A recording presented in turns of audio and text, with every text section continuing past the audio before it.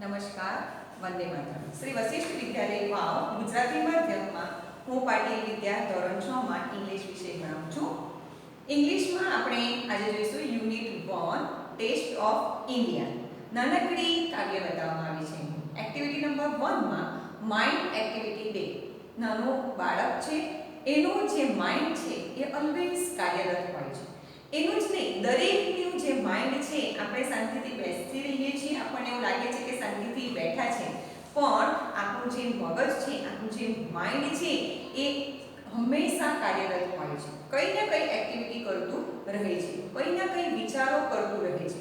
તો અહીં આ બાળક દ્વારા જે માઇન્ડની એક્ટિવિટી છે એ દર્શાવવામાં આવી છે. તો આપણે જોઈએ આજનું આ poem. Activity number 1, a mind activity day. I went to the city to see Mrs. Sweetie. She gave me a rupee to buy a toffee.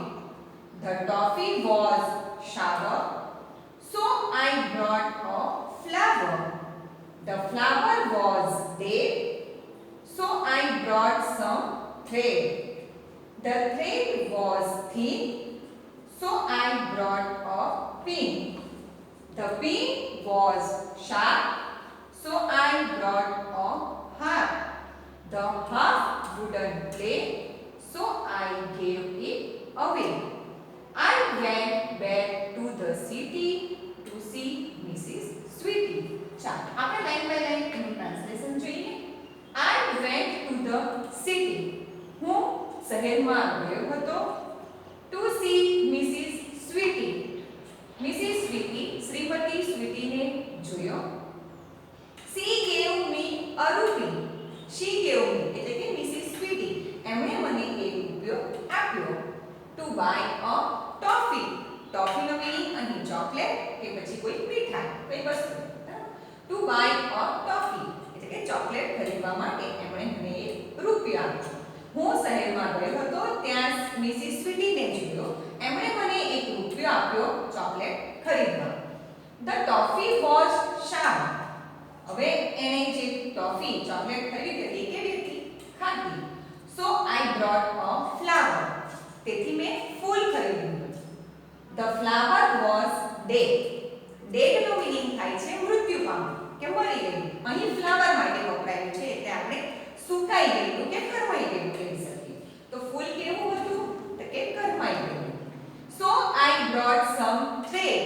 તેથી મેં દોરો ખરીદવાનો વિચાર, દોરો ખરીદ્યો. The thread was thin. દોરો કેવો હોય? એકદમ પાતળો. થિન એટલે પાતળો. સો આઈ બ્રોટ અ પિન.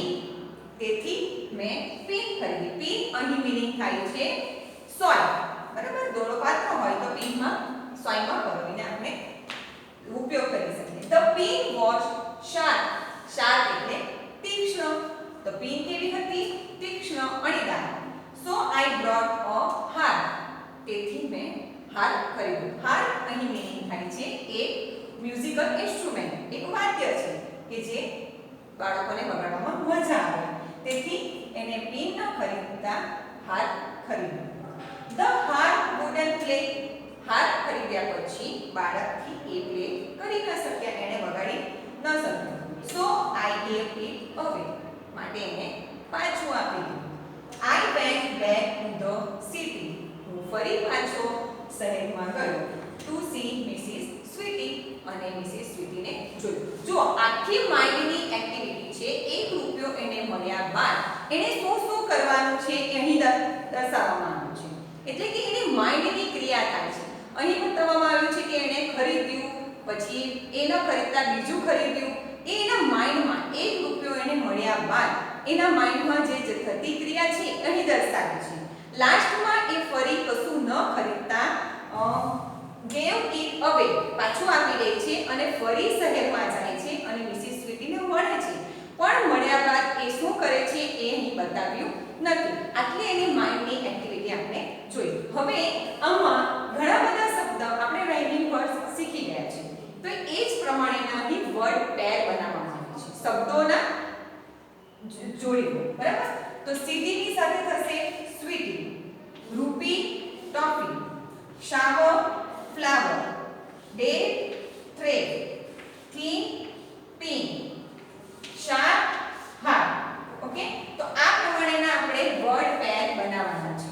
આપણે એક્ટિવિટી નંબર 1 માં બી બતાવવામાં આવ્યું છે ત્યાં આ પ્રમાણે આપણે લખીશું રૂપી, toffee, date, thread, pin, theme, sharp,